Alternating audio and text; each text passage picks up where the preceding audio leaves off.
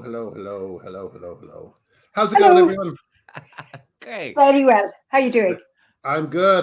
Got to get the woman on top. Sorry, as always. I'm really good. Yeah, it's another busy week again. Just scandal after scandal. It's so great, scandal after scandal, and very few people covering it, as always. The thing I've been looking at is the reaction, the blue ticked men and blue ticked men and their followers. What's that? Still trying to deflect and dismiss from the report in the BBC report on the cotton ceiling. It's been the most extraordinary reaction, hasn't it? It's just going on and on and on. Yeah, I mean, they have no idea how they look. They just look like men trying to silence lesbians. That's basically what they look like.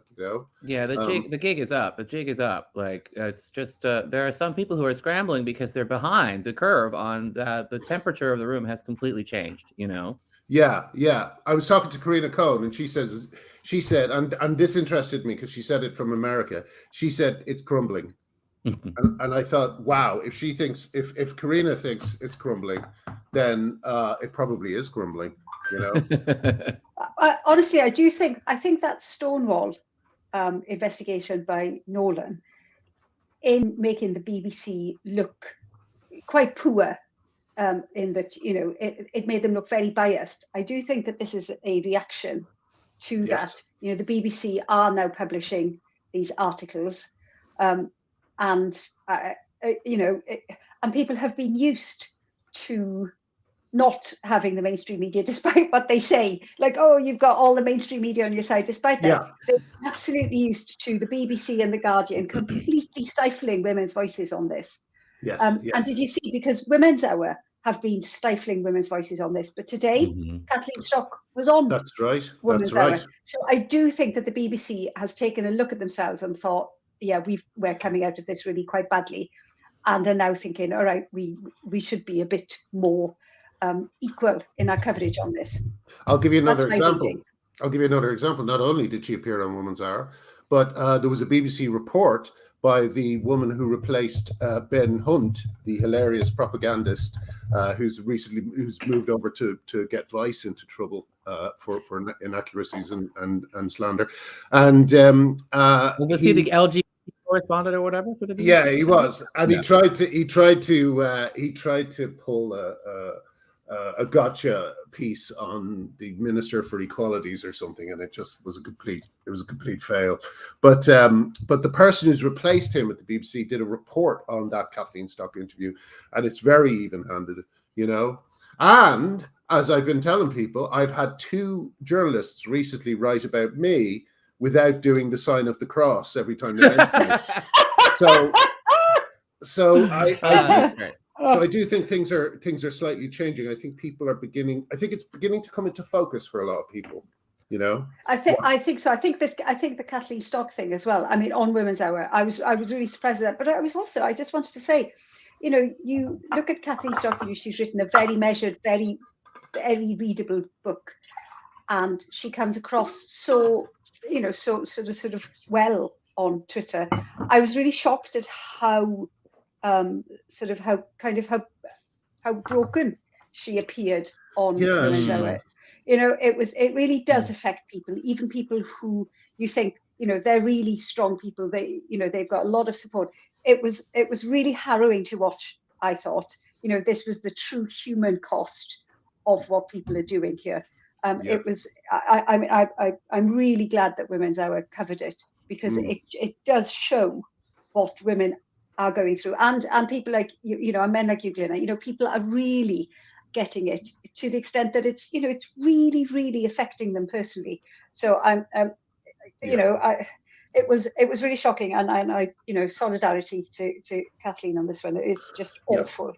Yeah, and I mean, we always forget that, we were in Twitter battles all the time, and they can be really intense, and a lot of hurtful words can be said, and it can be very upsetting. But of course, everything is even more extreme in the real world when you're seeing posters on the street decrying you, and when you're getting death threats in the real world, and when you have to have armed security guards around you, it must be so terrifying. And when you're getting visited by the police, like Linner has, you know. Yeah.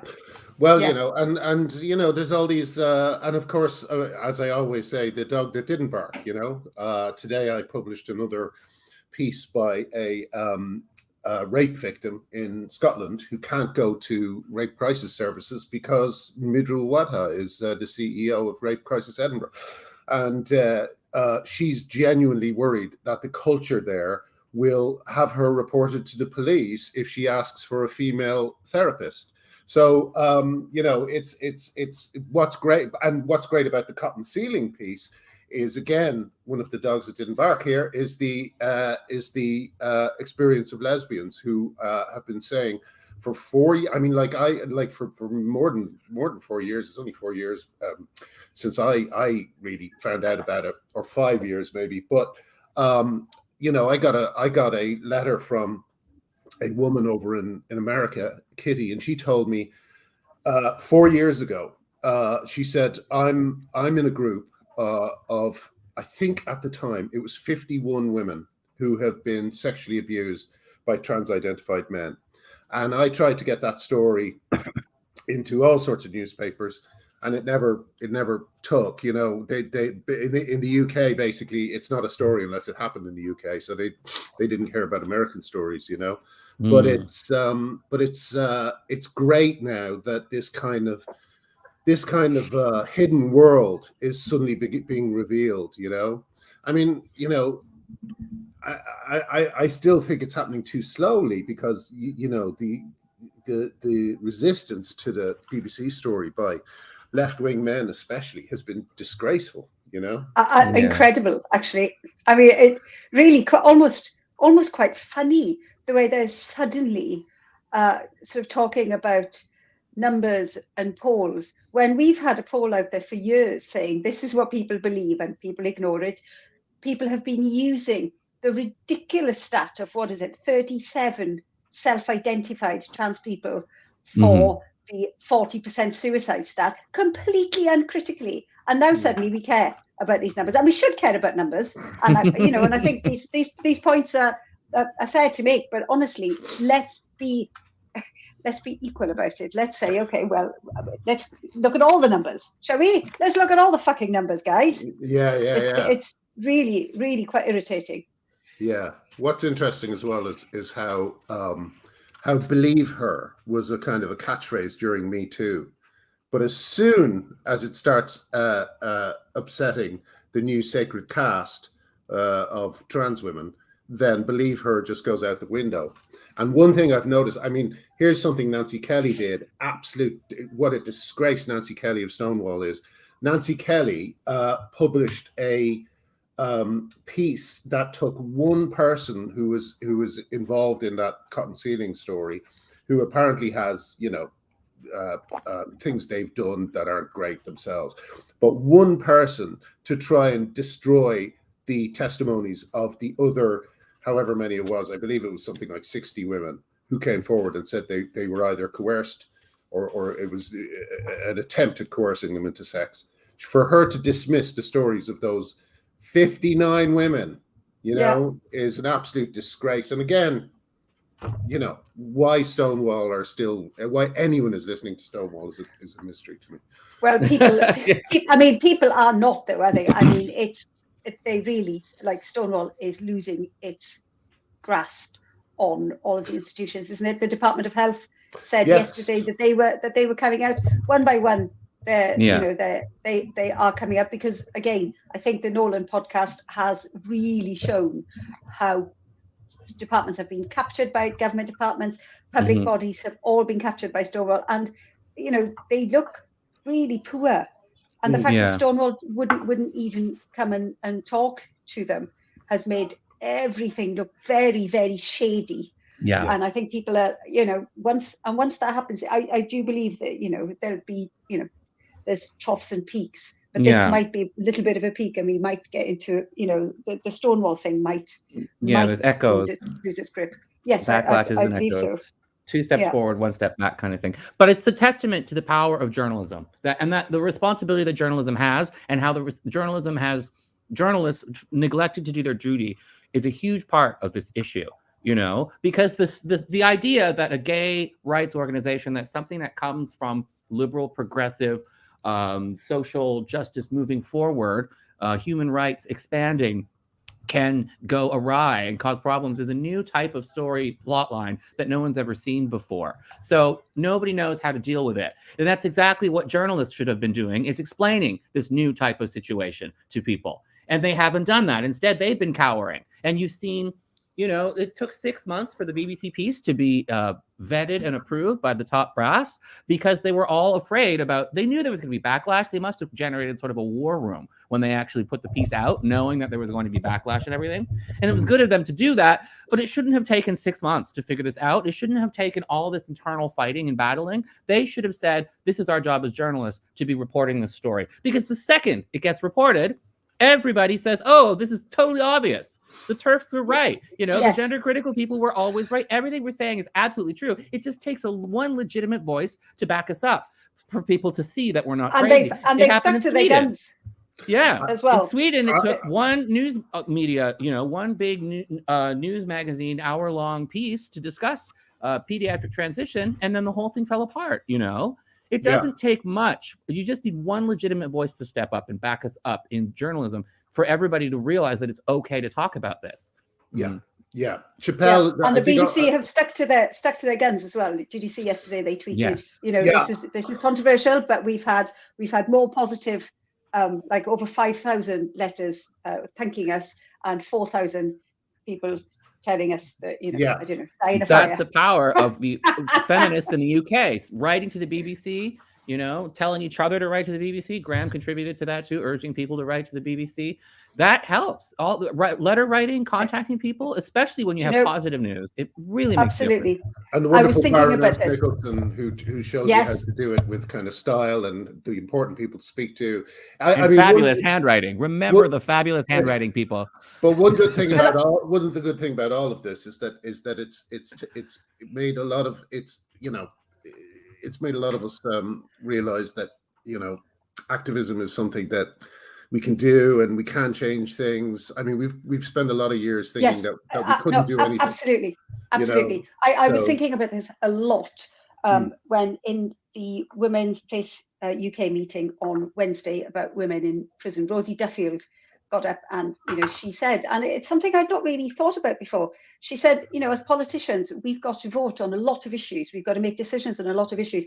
What we want is a very clear statement setting out what the issues are, very, very clear, sort of small paragraphs, maybe one page. And I thought, what's the point of being on the side where you've got a huge amount of intelligent, articulate people if we don't harness that? And so what I am going to do, I met a political consultant that evening, and I'm talking to him about how to best lay out these arguments. And I think I'm just going to put a number of them together and in that sort of format, and then people can take them and we can send them to MPs. They can use that sort of template to write their own arguments and write to their MPs. I think we just need to bombard the politicians with a very simple arguments, for these things. And because we are hugely intelligent and we are hugely organized, we've got to harness it. Let's just do it. I got a good app for that. I've started playing around with an app for intelligence. An app called Craft. Sorry, what? For intelligence? No, just for laying out things, and it creates very nice kind of. When you talk about one of the things that we can do is we can make these things we write very accessible. So I might prepare one. I might prepare a kind of a basics guide to this. One of the things that we need to do as well is we need to really go back to basics for every single politician and say to them, look, the central problem is this, right? Trans women or women sounds inclusive. It sounds great. It sounds like you're being kind, right? But everything, all of these problems, what's happening to Kathleen Stock, what's happening to lesbians, they all come from that phrase. Because the word trans itself is meaningless. It doesn't mean anything. No one can define it. It changes depending on who's using it. It is a completely subjective definition. So saying that trans women are women, it's like saying,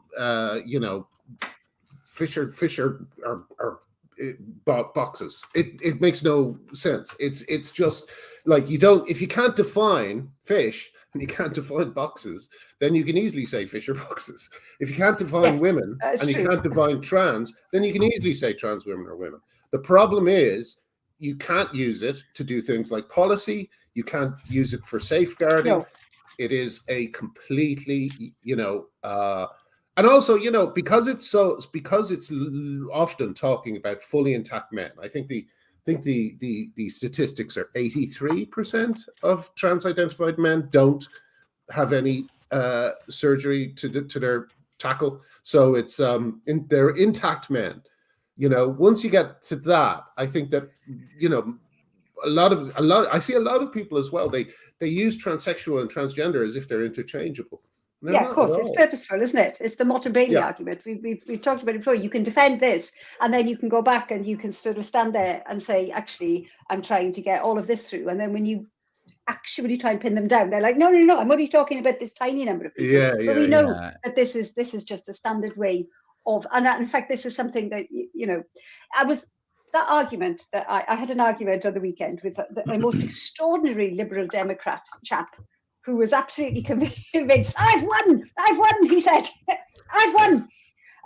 Well, I tell you what, he certainly won a huge payment from Ferring Pharmaceuticals, makers of puberty blockers, who paid the Liberal Democrats over £1 million over the last few years. Anyway, go ahead. But what was interesting was the arguments that he was using. He was very dogged in it. Kept on going back. I talk about women's rights, and he keep on going back to say, it's just the same as gay men. You'd be gay men or racism, gay men or racism. And it occurred to me that it's quite a clever tactic. It doesn't translate. It's not a fair comparison. It is one that you can defeat. But it's like trans women and women. You tell your politician looks around and you told them, as Stonewall has done, that this is like gay rights. They're like, yeah, that's the easiest way of understanding it. And so, yeah, these women are bigots, just like the old ones. It's quite effective. So these are the sorts of things that, we are now used to seeing, and we're used to seeing the arguments from the other side. These are the things that we can now defeat. We've had so much practice at it. We can say, all right, this is what you will hear, but actually this is the truth, and this is how you need to look at it. So I honestly, I think practice arguing with these people and seeing what their arguments are is really useful. It's really useful, because this is what politicians, we need to distill it down and say it to them. Look, whenever there's a vote on anything, this is what you need to think about. So this is what we should do. And one of the other things that they're going to have to do, it's a very, I understand the embarrassment of this, because to get something wrong, I've definitely gotten things wrong. The things I thought I got right of my years on Twitter, I'm very uncertain about, because I was being agreed with by some of these idiots who turn out to be the complete misogynist pricks, but I know that it's kind of embarrassing and hard to admit you were wrong on certain things. But these people are going to have an even harder job, because some of these people have broken friendships with their loved ones. They've broken family friendships have broken down. Those people are going to have to turn around and admit, sorry, you're not a bigot. How do you do that? How do you go up to someone and say, I'm sorry, I called you a bigot? Yeah, it's going to be a reckoning, massive reckoning. God. It's going to be, and when, there's another thing. Can it be done? Can people actually do that, or will they just kind of entrench themselves in this, never talk to those people again? Well, I think it's hard to tell, because it has to do with how big this ends up sort of breaking out. If it's just a few individual cases, then people can sort of hold their ground. But if it's big enough that it becomes like a national conversation, then you can't just then like everybody sort of knows what happened and it comes out in the open. It'll be more like East Germany, when everybody had to realize that 1 in 5 of their friends and family and neighbors was spying on them and reporting them to the Stasi. It wasn't a few individual cases. It was just like the whole country had to come together and have forced to have this conversation out loud and in public. So maybe this will be big enough that we'll all be forced to have this conversation in public. And maybe that will help with the reconciliation, where people will have to say, okay, I did do a terrible thing. You know, they can't just pretend it never happened, you know? Well, I mean, people, I do think it would be nice for people to have this, what is it called, a golden bridge, a retreat, and say, yes, I did think it was like gay rights, but now I see that there were nuances. I mean, that's all they need to say. I mean, I know that some people like Owen Jones, etc., they know it's not. But even so, you know, he's not above lying. Like we see this all the time. So that is a way that he could use if we do get there, which I do. Like again, like Helen Joyce said on that podcast, was it Andrew Doyle's one, where she said, like, we've just got to win. It was such a great clip. Can we just talk about that for a second? That was just like Helen Joyce is my favorite person in this whole thing. She's just got you know, she's her brain so is just articulate, like masterful. You know, she's and she understands it on a level that a lot of people don't. For instance, like, you know, I'm dealing with people at the moment who don't understand that. You know, I was cancelled from the first second I started asking people not to call women TERFs. Everything I've done since then has just kind of, you know, if I hadn't done it, I would still be cancelled for opposing this sort of thing. And the proof of that can be seen in what's just happened to Terry Gilliam. You know, Terry Gilliam was supposed to do a production of Into the Woods by Stephen Sondheim. I mean, can you imagine how great a Terry Gilliam production of Into the Woods would be? I love that musical. It would have been just extraordinary, but it's not going to happen now because Terry Gilliam said something like some throwaway joke, like what he said watch Dave Chappelle, didn't he? I think is what he said. He recommended the Dave Chappelle thing. Oh no, he might have done that subsequently, but a few years ago he said something like, I identified as a black trans woman to get a film made, or something like that. And that alone, that single sentence, means we won't get a Terry Gilliam Stephen Sondheim collaboration. You know, and oh my god, it's the paranoia, and it's these fucking little pricks on staff at the Old Vic. It's like, fire them, get people in who want to work with Terry Gilliam, who want to be in a theatre with a history of putting on difficult and important plays. Get these little authoritarian, censorious cunts out of the fucking building, you know, excuse my language. But it's something like, you know, I imagine like all these old... Sorry, can I just say to our American viewers, the C word is a lot more... is a lot worse in the US than it is here. It's a bit of a controversial always. Yeah, I do apologize. I use it as a kind of a non-gender specific term, and I never use it. Well, I did it once against Theresa May. I used it once about her. I do, which I apologize for. But generally, I apply it to men. Anyway, Arty, go ahead. Sorry. Speaking of which, let's talk to Arty. Sorry. I forgot what I was going to say now. Oh no! Anyway, I was going on about authoritarians in the old. Oh yeah, like old men being like, these kids these days, they need to go through a war. I kind of sympathize with those old men now. You know, like these kids are so coddled and pampered, and they're whining about the most trivial stuff, and it's like, God, you really need a war. They don't need a war. They just need the internet to be shut off for a couple of weeks. That would be their version of the war, you know. Oh my God, we need a solar flare. That would save the world, you know. Yeah. Shut down the internet for a week. Yeah. It was interesting. I saw two young women walking through Norwich Cathedral grounds the other day, and they were sitting together and they were both on phones, you know. And I looked over to the other side and I saw two old people, and they didn't have phones. And they were sitting together, but it was interesting. Are they talking? Well, no, that's the thing. Neither group was talking, so there's no lesson. There's no lesson to this story at all. Can I just say that I wanted to very briefly talk about the Women's Place UK meeting that I went to on Wednesday.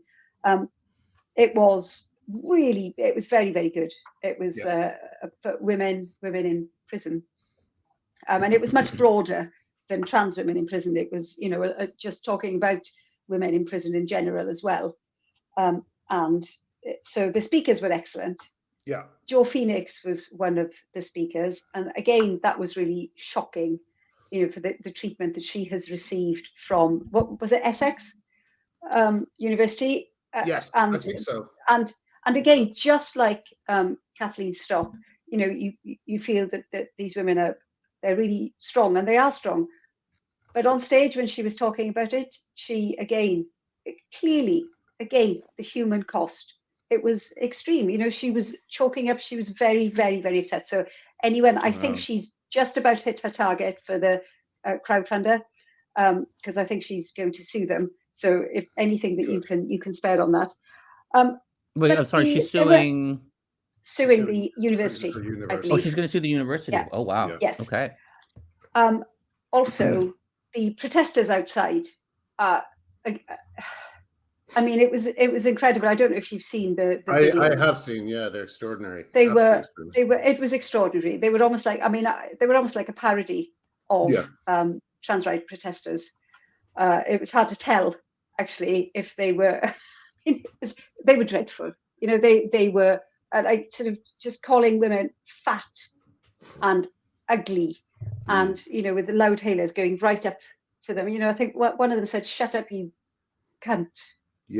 Into one of their faces, and just anyone that was going in, and we're talking about the plight of women in prison here, and they're just there banging drums and shouting and screaming and calling women ugly and telling them they need better clothes. It was just awful.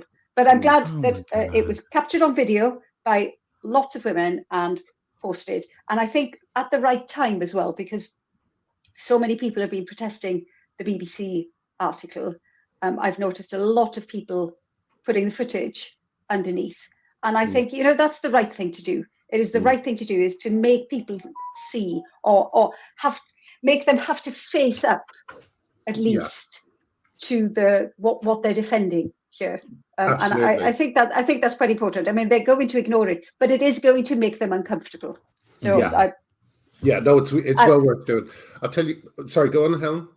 No, plus I met a lot of lovely women afterwards. So hello, everyone. I drank with in the pub. Oh, that's wonderful. We have Cara and Natasha here, so I'm going to introduce them in a sec. But I just wanted to say one last thing about the protests.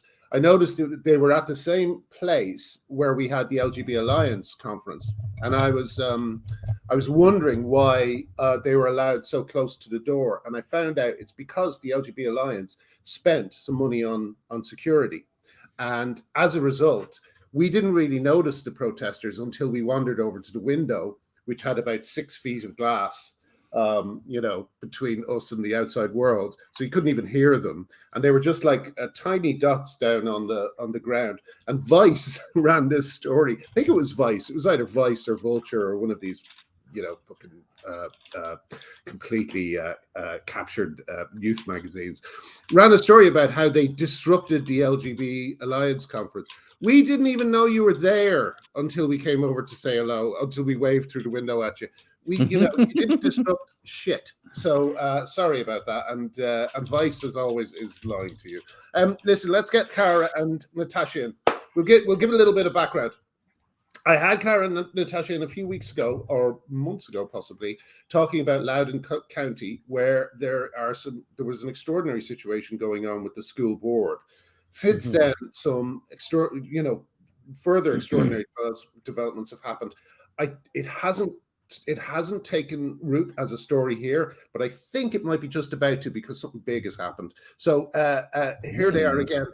Cara and Natasha, thank you so much for joining us. Thank you all for having us on. Thank you. Hi, Cara. Hi. Now, hiya. Welcome back, Cara, and hello, Natasha. Nice to meet you. Yes, hi. Now, it's been a huge week recently, because there has been a massive upset in Virginia, where a safe seat for the Democrats has gone to the Republicans for the first time in how many years? How long has it been a safe seat?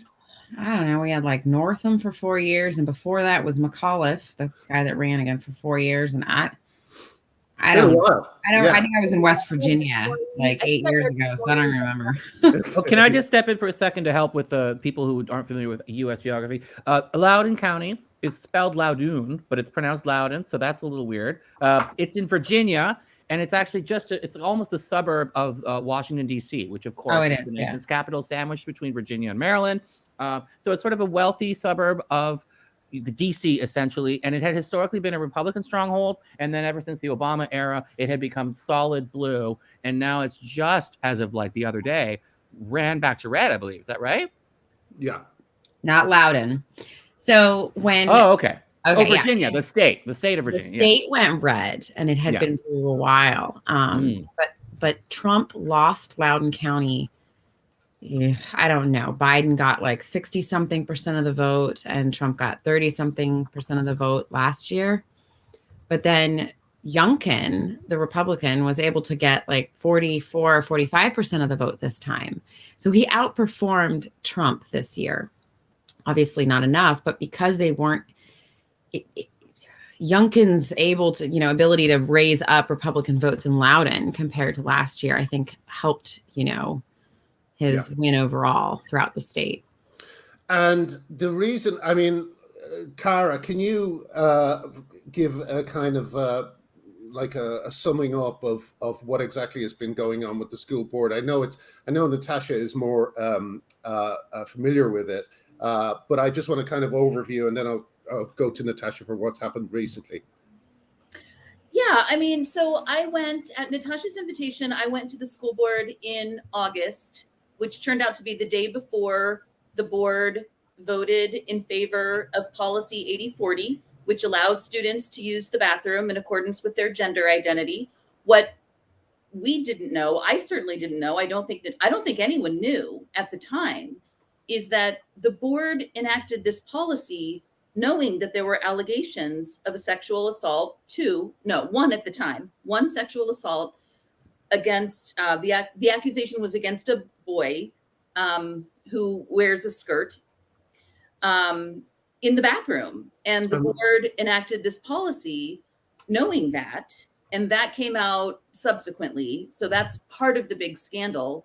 So that was August. And then I went back to Loudoun County again actually this time not at Natasha's invitation. We just did it. A bunch of radical we were going.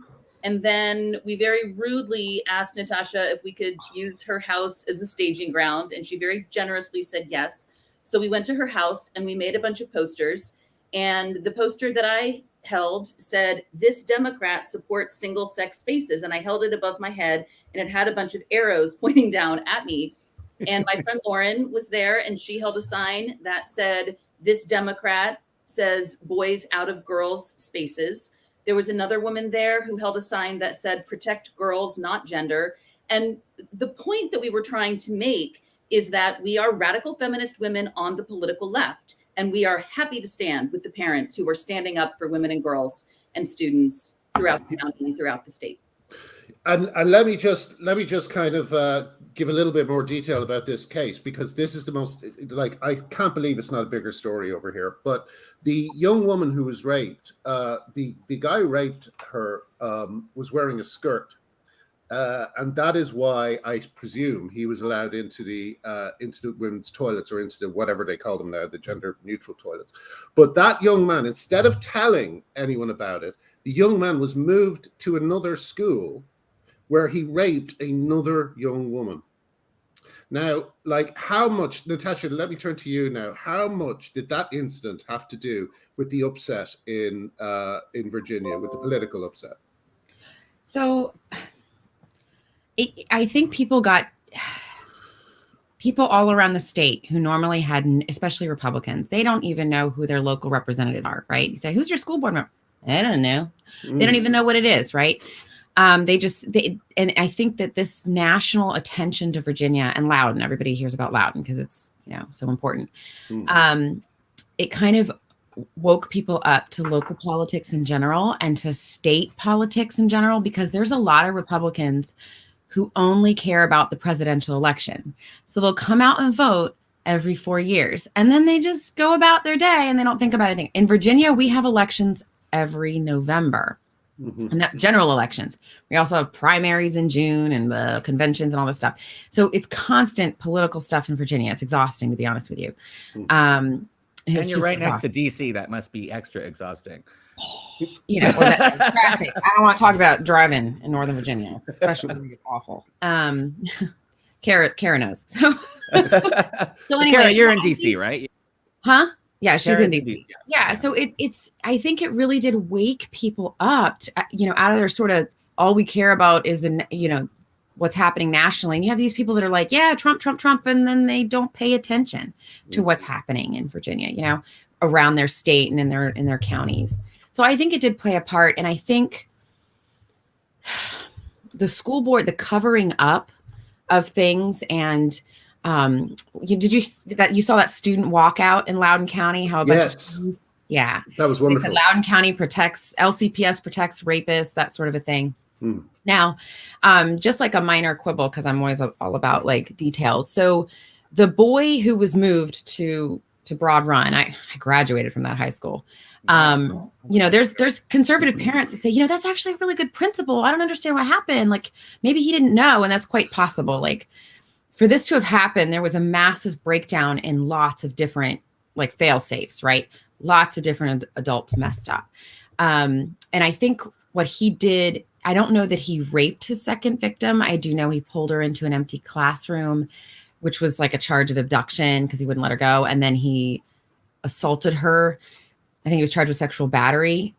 That could mean a whole lot of different things, not necessarily. Right. Do you know what I mean? Yeah. And I don't know the details on that case. But I do know that the only reason she was attacked was because the schools allowed him in that building again, which is madness. And I think a lot of parents their eyes are away because Loudoun County was supposed to be one of the top-notch school districts in the country. Do you know what I mean? Yeah. Well, it reminds me. I mean, I'm seeing more and more parallels with the Catholic abuse scandal.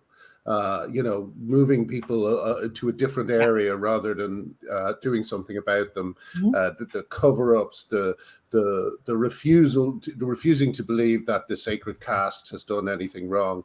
I think it's building a head of steam that reminds me of what happened just before the Boston Spotlight reports. Oh, sure. And I say that as a Catholic. Okay. I'm like a hardcore Catholic. And I say that, like I said, as a Catholic, that you do see those parallels of where it's to protect the image, to protect the reputation. It couldn't possibly be a weakness in our policies. It couldn't be, the fact that we hold certain people up on a pedestal and we, you know what I mean? And we just ignore victims or anything like that. The way that the girl in the first case in Loudoun County has been treated by liberal parents in Loudoun County, by liberal commentators on like social media and Twitter and whatever, has been appalling. Her father was dragged out and humiliated. Like half naked. The cops were. Yeah, I saw that. The sheriff pulled his shirt up and stuff like this. And the reason he was pulled out was because someone called his daughter a liar. His daughter who was raped. If you watch the video, he was in a kind of a heated argument with a lady with the rainbow shirt, and she's kind of an activist in Loudoun County. I didn't even know her. I didn't even know her name. So she's not really loud in there doing stuff, right? She was just being a big mouth that day. And I guess they were just having kind of a heated argument. And you can watch in the video, the sheriff was actually out of the state. He was in some other state doing some sort of training or conference or something. And the deputy grabbed his arm and pulled, to pull him. And as like an automatic reaction, when you're in a heated argument with somebody and somebody grabs your arm, you don't even, you just kind of go like this and get it back. You know what I mean? That's exactly what he did. And then that was it. Like the deputies just pounced, and it was like, I don't know, 4 or 5 of them on him. And it was just overzealous. It was way out of control. There was no de-escalation. Do you know what I mean? There should have been. And his image was used. Sorry, Karen. That's okay. But my understanding is that the dad was not even there to argue about policy. The dad was there at that meeting that day in June to get answers as to what had happened to his daughter. Right. Yes. Wow. Because the school covered it up, did they not? They didn't take immediately following the incident. They found out about it, and they didn't take any steps to. What happened immediately following the first incident? Do we know? Okay, so from what I could glean from the various Daily Wire articles and whatever else I've read is that the father had been called to the school by the principal's office and explained what had your daughter's been in an incident. We're just trying to handle it in-house. Those were like the dad's words, in-house. Because I think the way that my gut instinct is, and what I've just read, is that the principal kind of assumed it was all consensual. Do you see what I'm saying? Like he thought it was like they were a couple, or they'd been hooking up, and that it was just another hookup that maybe got a little messy. Like, I don't know. And so he was trying to handle it in-house because they don't like to report sexual assaults to the Virginia Department of Education. They don't want it messing up their numbers. You know what I mean? It makes them look bad. And the dad was furious that they weren't going to, like, where's the police officers to investigate this, all this kind of stuff. And he caused a kind of a scene. His voice got elevated, and he probably used some obscenities or whatever. I mean, I know I would have been. Yeah. And so more sheriff's deputies I would certainly to fix the situation, I guess. And I don't know if you saw the email that the superintendent sent to the school board that day. No. But in it, he said, "Oh, don't worry. We had counselors on standby to talk to the students who might have overheard the father yelling at the principal and who might have been emotional." Like and I'm going, what? Wow. No, I mean, that's awful. Yeah, like what had happened in that bathroom was pretty atrocious, and to have treated that dad like that and the girl like that, and she was really, to her credit, she really stuck to her guns and went to court and really argued for her rights. She's like, just because she's only 14. I had sex with this boy before. It didn't mean he had rights to my body again. Do you know what I mean? Good for her. Yes, good for her, definitely. And that's why the boy finally got convicted last month. Can we just say, the elephant in the room on the topic that Graham pointed out and that Natasha's been talking about, that she wasn't believed. Like, can we just note that we're 4 years into Me Too? We have believed women in 2017 to we're not going to believe a 14-year-old girl.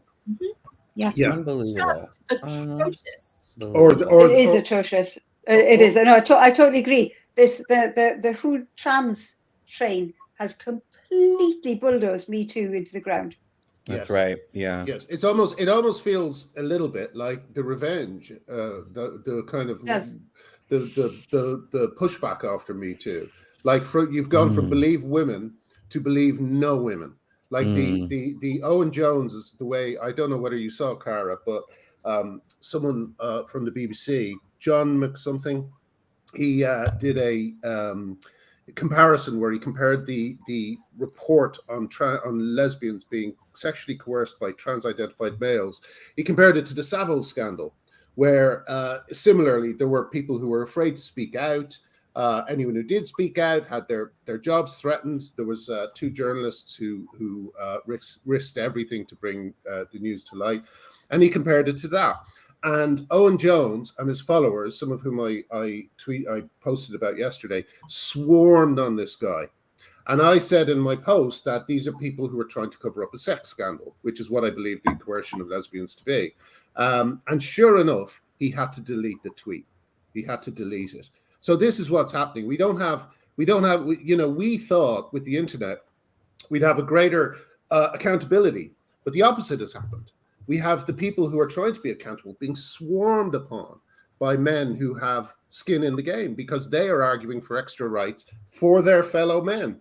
But anyway, sorry, I've actually got to run out. I don't want to run off the subject too much. Can I just ask, now you Natasha, you're a Republican, and Cara, you're a Democrat. Do you like, what do you see the dangers are for the Republicans and the Democrats with this situation? I mean, what could happen in terms of entrenchment and tribalism and so on? How's it going to affect the political landscape in Virginia? Oh, in Virginia, I don't know. I mean, nationally, I guess what I would say is I hear from people every day on social media and in my email who are Democrats who will write to me, and they're watching what's going on over there. And they will say, why is there this left-leaning uprising against gender identity in the UK, and we don't have it here? Why? Why don't we have it here? And these are rank-and-file Democrats. And I have been trying to impress upon Democratic Party leadership for years now that normal people are not going to have this. And I think that the only reason that Biden won in 2020 is because of his opponents. I think that if the Republican Party had put up any sort of decent human being, I think things would be looking very different right now. So you're saying that people write to you and ask you why are we not? It's not like I don't understand it. They're like, why are we not talking about it? Yes, it's like, why are we not talking about it? People can see it. Normal rank and file Democrats are not in favor of what the Democratic Party leadership is doing, and Democratic Party leadership is not listening. Maybe now they will. I doubt it, but maybe now they will with Virginia. Natasha, you're in this interesting situation where you're now kind of allying with Cara and other women who aren't in the same political who don't share your political views all the way. Do you think that's kind of how have you found that experience? Are you enjoying it? Are you enjoying kind of getting to know these people who are usually on the other side? I mean, it's it's been. It's been fun. No, it's fun. I don't know. I didn't really think it didn't feel as weird as you might think it would, because I think that the right and the left, because we only have the two parties in America, and then we caricaturize ourselves like each other, right? It's like we have this, the left is a meme and the right is a meme, and we just sort of have cartoon versions of each other, and we forget that we're people and we have a lot more in common than we probably don't have in common. And so it has been fun getting to know them, but it's not like it's been like, looking at the circus sideshow. I mean, they're not that different. Do you know what I mean? That's so heartening to hear. There's so much divisiveness right now, it seems, in the United States. Like everything you said is so true about the polarization and the memes. Yeah. It's so nice to see two women being friends and working together who are on two very different political sides, but understanding and respecting each other. We need more of that, especially right now. This issue, I hope, can help bridge the massive divide, because it unites people across the political spectrum. I've seen, I came from extreme left, and now I have so many friends across the political spectrum, because we see each other as human beings who care about the same issues. Someone said that left versus right is no longer a useful paradigm, and I think there's something in that, because I think that, let me just say on that point, I was thinking about this coming into today's discussion. There was an event in DC in 2019, and this is during the time when Kelly J and Julia Long and Venice Allen came to DC. That's fun. And there was an event at a local library, and Madeleine Kearns was there. And for anyone who may not know, Madeleine Kearns is a Scottish woman who lives in the States, and she's written a lot for National Review. And she asked a question, and her question was, look, it seems like the left is not going to fix this whole gender problem. Can the right fix it? And the best answer I heard to that question came from my friend Lear Keith, who said, it's not going to be the left. It's not going to be the right. It's going to be women working together. And I have come to think that that is really true. And, I'll just tell you all, like when our sort of ragtag group of crazy weirdo radical feminists decided to descend on Loudoun County, which we did. We came from Richmond, Virginia. We came from upstate New York. We came from Chicago. We came from all over. And I just texted Natasha and I was like, hey, if it's okay with you, a bunch of weirdo radical feminists are about to descend on your Republican House. How do you feel about that? And she was like, great, come on over. Yeah.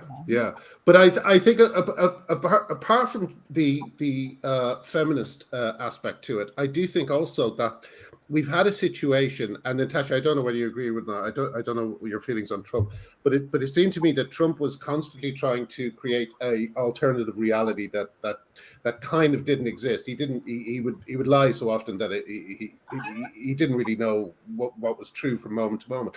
But the left, just let me get to you, and I'll turn over to you. But the left have, rather than rejecting this way of doing politics and this way of looking at reality, have actually copied them and aped them. They're doing the same thing. They're refusing to take interviews. They're not being questioned, and they're making up a load of nonsense that doesn't, have anything to do with reality. So it seems to me that the big fight coming might be between people who believe in reality and people who just want to make everything up as they go along. Yeah. Okay, so politicians lie. They lie. Okay. Like, I don't care if they have an R next to their name, a D, an L, an I don't care. Yeah. They lie. Yeah. And the big CEOs of whatever wealthy billionaires, they lie too a lot.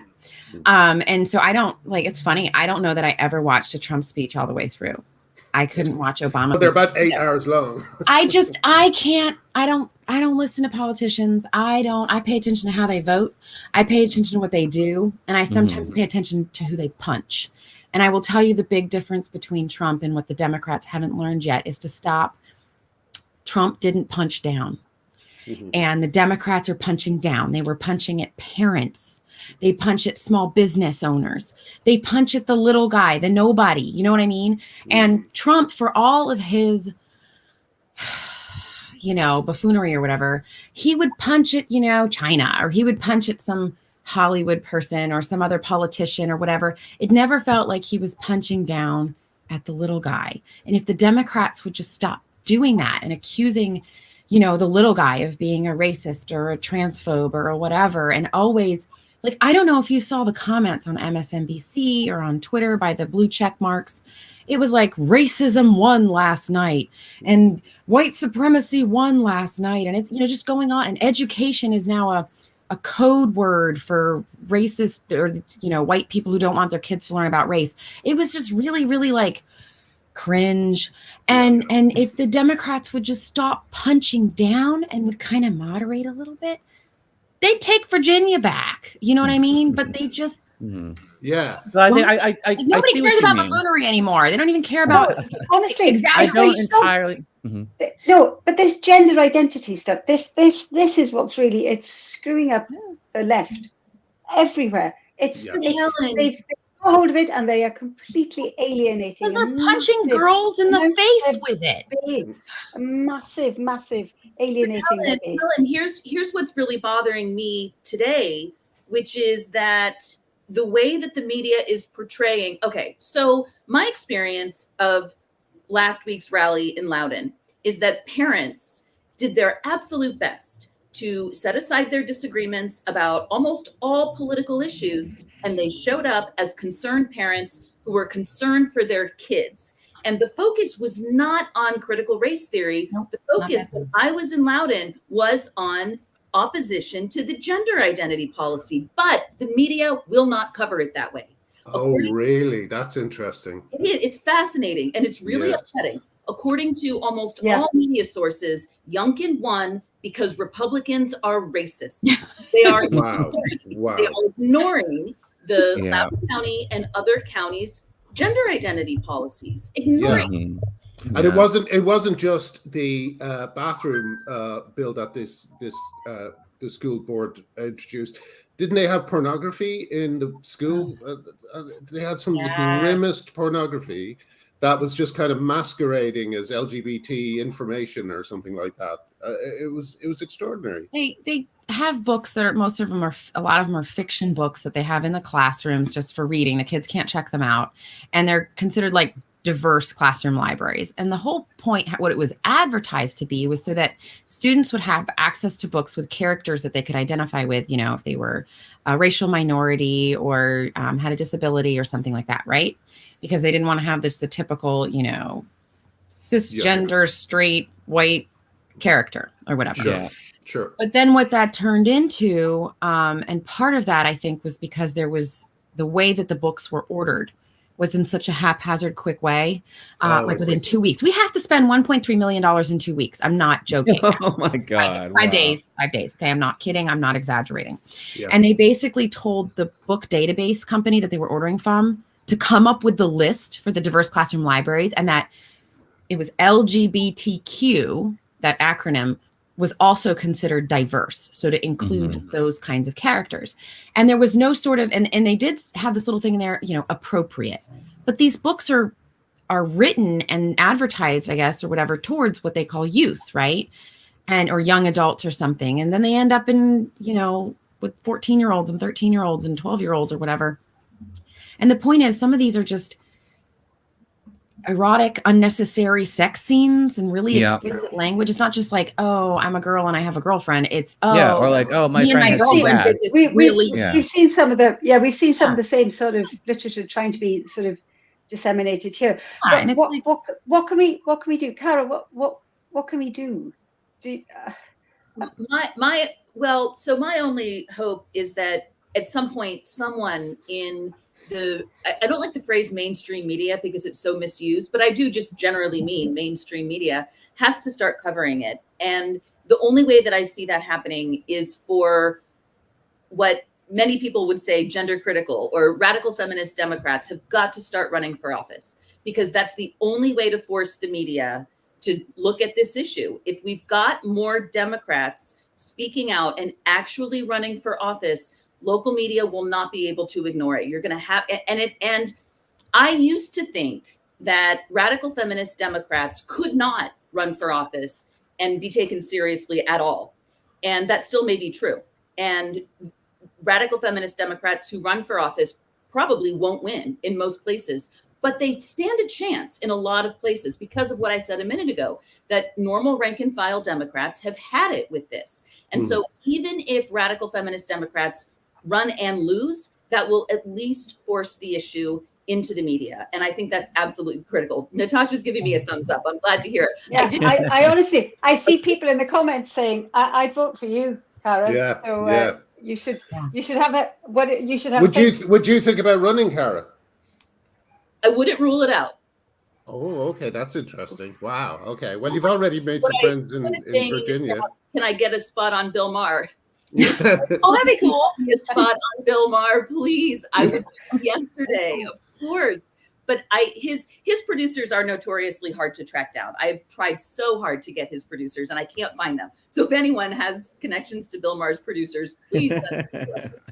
Well, I hope you do. Is there anything? Can I say again? There's excitement in the comments about the idea of you running for office, Cara. So you've got a few votes anyway. Although then again, they're mostly English people, so not that. No. I think there's some Americans. No. There's foreign donations at this point. We have a global reach. There's loads of headline: local turf runs for office. Well, listen. Will you keep us up informed? Just before we finish. What's going to happen with? I heard also that, like, I saw an extraordinary thing where people were just lining up to abuse the school board, and I believe that after they did that, the school board gave themselves a rise. Is that right? They did. A couple of them voted no, but they were outvoted. Okay. A couple were like, ooh, this looks really bad. No, I vote nay, but they were still outnumbered. Yes, it was incredibly cringy. But to Kara's point about running for office, even if you lose, what parents learned in Loudoun County, which is a precedent I had set a few years ago, when you're a nobody, use the podium in front of your board of supervisors, your school board or whatever, and they will stream you live. You will have a free platform at that point. And the same thing, if you're running a campaign, all of a sudden the media has to pay attention to you. Do you know what I mean? You're a candidate on the ballot, or you're running for, what's it called, in the primaries, and all of a sudden they have to pay attention to what you have to say. And you get a platform. So just do it, even to move the conversation to sanity again. You know what I mean? That's a really good point. One thing we'll do is we'll put links to as much as we can about Loudoun County underneath this video so that people can catch up, because there's some extraordinary things in there to watch. Can't thank you enough for coming on. It's such an interesting development in the States that I'm really delighted we had you both here to talk about it. So thank you again, and we'll see you soon, hopefully. Yes. Thank you all so much. Okay. Yes. Good luck. Bye-bye. Bye. Lovely to see you. Bye. Bye-bye. Right. Well, there we go. That was distressing, and interesting. But Jesus Christ, what is happening? Like, we are really, really, really throwing young women and girls under the bus, aren't we? It's just the most extraordinary thing. It shows still so much how we totally live in a patriarchal society. Women have made a few gains, and look what's happening. Yeah, the casual way. I've seen a couple of kind of trolls in the comments today trying to bring attention to the one woman who is said some controversial things and apparently is abusive themselves. The one woman in that BBC piece, I'll say it again, that woman does not negate the other, however many people it was, 60, 89, whatever the fuck, however many people it were. That woman does not negate those women's voices. And all these people who are trying to bring the conversation around to that woman, we see you. We see. Honestly, it does. It exposes what's happening here, doesn't it? It really does. It says, like, you can ignore the voices of all these other women because look at this one woman. I mean, honestly, I think it makes the point for us, doesn't it? It's any reason not to listen to women here and lesbians who are saying what they've been saying for, like a decade. Yeah. And the BBC finally covers it. But the more fuss that's made about it, I think the longer the story will run. Yeah. Which actually just plays into our hands. Oh, that's so true. Yeah. And it's a shocking story. And the more it does get discussed, the more people, even if people are discussing it negatively, people are hearing about it. And anybody who hears about it is going to be sympathetic, Gay people, especially, who generally just by default think LGBTQ++ is their side.